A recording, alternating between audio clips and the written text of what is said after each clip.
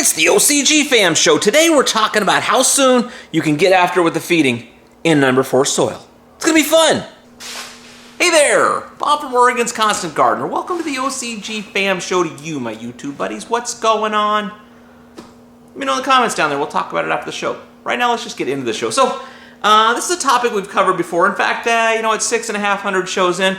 We've covered most topics a little bit, but I think I've got a new tilt on it, a new slant on it, a little more information to expand upon it in this topic. What it is when you're using number 4 soil, how soon can you start feeding there? Because you want to get into this, you want to get after it as soon as you can, but you don't want to be too soon and burn anything up. Probably not going to burn anything up, but you know what I mean. So, you get these things where, you got a hot soil, you got a cold soil. Nectar is not a hot soil, but there are nutrients in there. There is fertilizer in there. And so, I want you to watch this clip. Scott and I talk about it. I think you'll find it interesting. Watch it, and I'll talk to you after. Oh, so the potting soil, number 4, transplanting, how long before feeding is safe? Yes.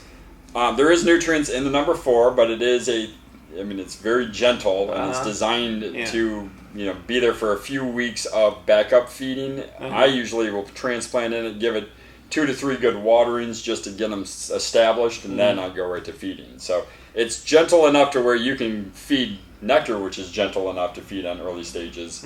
But there is enough in there to keep them pretty healthy for a couple weeks without any food. I personally like to get them acclimated and then start transitioning them to food so I can start pushing them, because I want them to grow. I don't want to veg them for 14 weeks. I want them to go. And you're foliar feeding too at this point. Yeah, and if you're foliar feeding, you don't need to give them a bunch of nutrition in the root zone. There's a lot. There's like per 1 yard batch, I think there's 58 pounds of fertilizer. No, 35 pounds of fertilizer per batch. So that's 27 bags. That's a pound of. It's not nothing. No, there's enough in there. So, and we let it compost for 30 days or react for 30 days before we do any wrapping to the pallets or anything. So it's composting and breaking down nice and gently, so that when you do transplant, it is soluble and ready to go. It's just not hot. Okay, what do you think of that? Informative, entertaining, helpful? Does it bring up any questions in your mind?